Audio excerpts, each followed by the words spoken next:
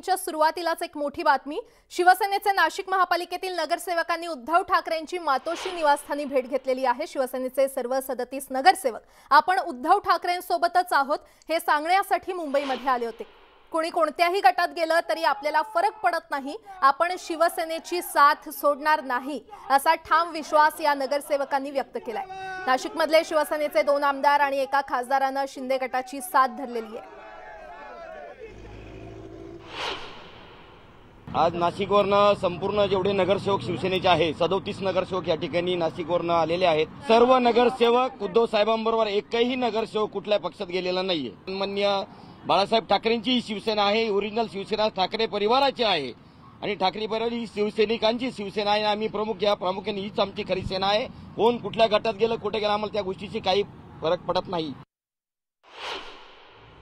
महिला शक्ती काय असते हे आता शिंदे गटाला लवकरच समजेल। शिवसेना पुन्हा जोमाने कामाला लागलेली आहे। आणि आता बातमी ठाण्यातून। ठाण्यातील 2 सहाय्यक आयुक्तांमध्ये कामावरून जुंपलेली आहे। कळवा प्रभाग समिती सहाय्यक समीर जाधव यांनी अतिक्रमण निष्कासन विभागाचे सहाय्यक आयुक्त महेश आयर यांना जीवे मारण्याची धमकी दिली आहे। या प्रकरणी नौपाडा पोलीस ठाण्यात गुन्हा दाखल करण्यात आलेला आहे। गेल्या काही दिवसांपासून ठाणे शहरातील अनधिकृत बांधकामांवर मोठ्या प्रमाणात कारवाई करण्यात येते।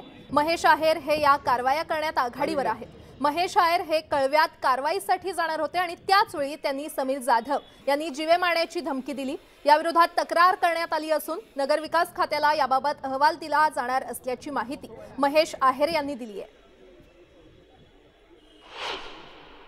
जर का माझ्या विरुद्ध कुठली गोष्ट झाली तर त्याला जबाबदार सर्वस्वी समीर जाधव असतील किंवा अन्य कोणी सामाजिक तत्व असतील ते त्यात सहभागी असतील। त्यामध्ये त्यांचे काय हितसंबंध आहेत ते त्यांना कल्पना आणि पोलीस तपासामध्ये ते निष्पन्न होईल आणि त्यांची चौकशी जेव्हा होईल त्यामध्ये निष्पन्न होईल की त्यांच्या काळात किती अनधिकृत बांधकामं झालेली आहे। त्यांचा मोटिव्ह काय हे मला कल्पना नाही आहे, पण त्यांनी धमकी दिली हे सत्य आहे। आम्ही नौपाडा पोलीस स्थानकात तक्रार दिलेली आणि मी महाराष्ट्र शासनाला नगरविकास खात्याला त्यांच्याविरुद्ध सोमवारी अहवाल सादर करणार आहे।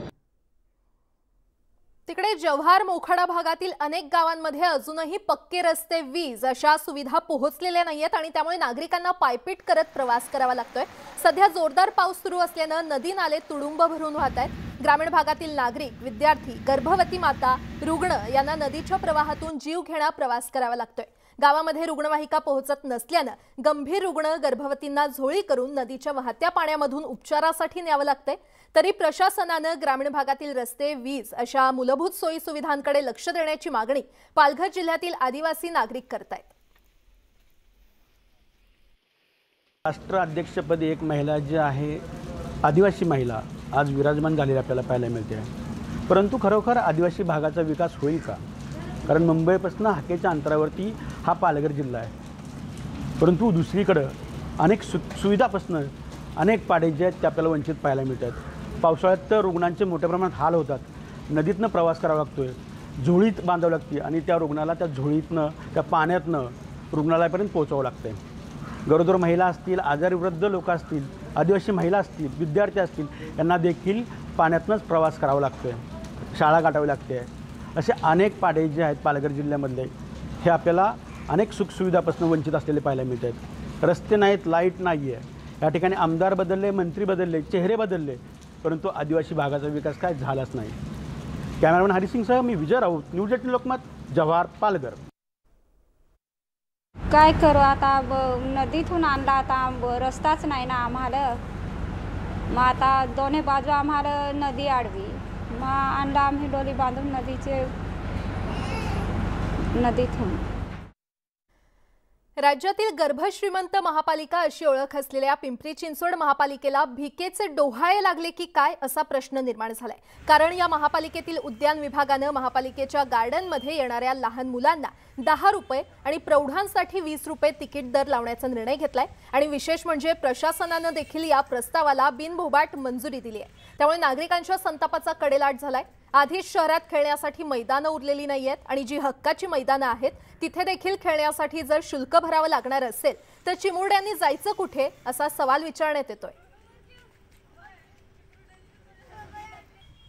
बातमी नंदुरबारमधून. नंदुरबार जिल्ह्यातील एका आश्रमशाळेसाठी खोदलेली विहीरच चोरीला गेल्याचा धक्कादायक प्रकार समोर आलेला आहे. जिल्हा परिषदेच्या पाणी पुरवठा विभागानं विहीर खोदली असा दावा त्यांनी जिल्हा परिषदेच्या सभागृहात केला. मात्र आश्रमशाळा प्रशासन गेल्या 3 वर्षांपासून रोज टँकरनं पाणी भरते. त्यामुळे विहीर अशी रातोरात कशी गायब झाली असा प्रश्न निर्माण झालाय. या आश्रमशाळेमध्ये सध्या जवळपास 300 विद्यार्थी वास्तव्यास असून शिक्षणासह त्यांच्या राहण्याची सोय देखील याच ठिकाणी आहे. आदिवासी विकास विभागानं जिल्हा परिषदेच्या पाणीपुरवठा विभागाला या आश्रमशाळेच्या पाणीपुरवठा योजनेसाठी 32 लाखांचा निधी वर्ग केला होता. मात्र विहिरीसाठी खोदकाम देखील केलं नाही. उलट तिथे थेट जिल्हा परिषदेच्या सभागृहात विहीर खोदली, पण पाणीच लागलं नसल्याचं सांगण्यात आलं. त्यामुळे कागदावर खोदली गेलेली विहीर प्रत्यक्षात चोरीला गेल्याच्या चर्चा रंगलेल्या आहेत. आपण ह्याच ठाणेपाड्याच्या आश्रममध्ये ज्या आश्रमशाळेची विहीर खोदलेली विहीर खरं तर चोरीला गेली आहे, गायब झालेली आहे. आपण या आश्रमशाळेचं पूर्ण प्रिमाइसेस फिरल्यानंतर देखील आपल्याला ह्या ठिकाणी कुठल्याही प्रकारचा पाण्याचा सोर्स हा आढळून आलेला नाही. गेले 2 ते 3 वर्ष झालं ही शाळा बांधून झालेली आहे. मात्र या ठिकाणी पाण्याच्या पिण्याची सोय नसल्याने इथल्या वसतिगृहात राहणाऱ्या विद्यार्थ्यांसाठी रोज 5 ते 6 टँकरने या गावातून पाणी पुरवठा करावा लागत आहे.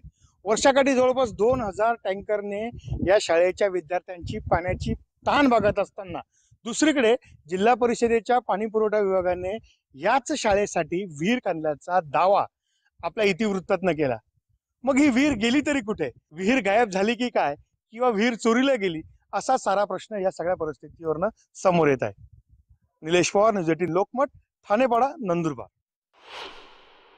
प्रिमाइसेसमध्ये शाळेच्या प्रिमाइसेसमध्ये कोणताही पाण्याचा सोर्स नाही आहे आणि या विद्यार्थ्यांसाठी आम्ही आतापर्यंत बाहेरून पाण्याची सोय करत आहे. दिवसाला 5-6 टँकर आम्ही बाहेरून म्हणजे गावातून आम्ही मागवतो. त्यासाठी इथे पाण्याचा कोणताही सोर्स नाही आणि जसं तुम्ही विहिरीचं वगैरे केलेलं तर इथं कोणत्याही प्रकारची अशी विहीर वगैरे नाही.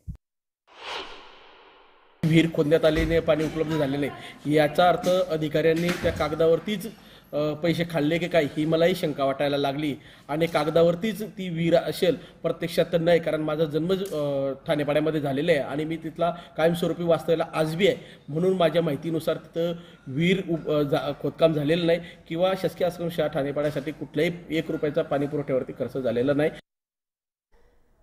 मुंबई गोवा महामार्गावर कुरधुंडा येथे महावितरणाचा विद्युत खांब धोकादायक बनलेला आहे. हा खांब कोसळल्यास महामार्गावरील वाहनांना याचा मोठा धोका आहे. वारंवार तक्रारी देऊन सुद्धा प्रशासनाकडून याकडे दुर्लक्ष केलं जाते आणि याचाच आढावा घेतलाय आमचे प्रतिनिधी सचिन सावंत यांनी.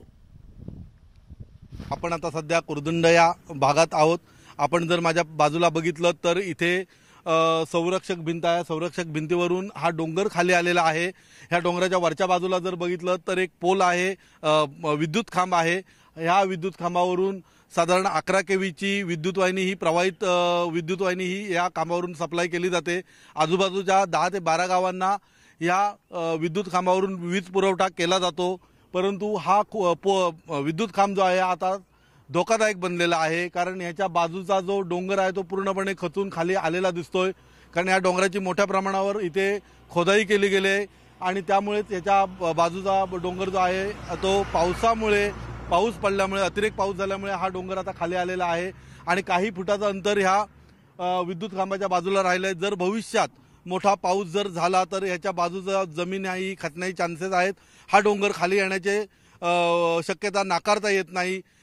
तरी प्रशासनाने या ठिकाणी वेळीच लक्ष घालून याच्यावर उपाययोजना करणं फार गरजेचं आहे, अन्यथा मोठा अनर्थ होऊ शकतो.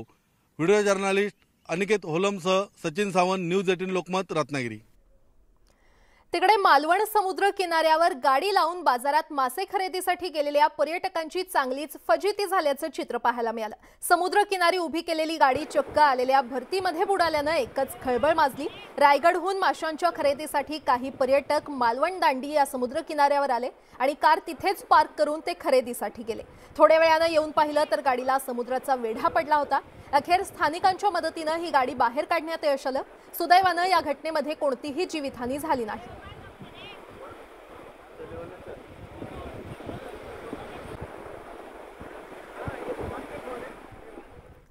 बातमी साताऱ्यातून. साताऱ्यातील कोलेढोण इथे नळावर पाणी भरून न दिल्यानं 2 कुटुंबात तुंबळ हाणामारी झालेली आहे. तलवार आणि कुऱ्हाडींनी एकमेकांवर हल्ला करण्यात आला आणि ही सगळी घटना सीसीटीव्ही मध्ये कैद झालेली आहे. या हल्ल्यामध्ये काही जण जखमी झालेत. दोन्ही कुटुंबांविरोधात गुन्हा दाखल करण्यात आलेला आहे.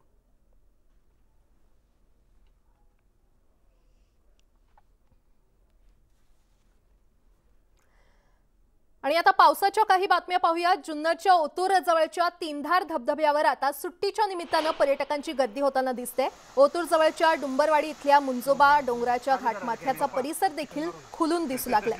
त्यामुळे मजा करण्यासाठी आणि फोटो सेशनसाठी पर्यटकांची गर्दी होताना पाहायला मिळते.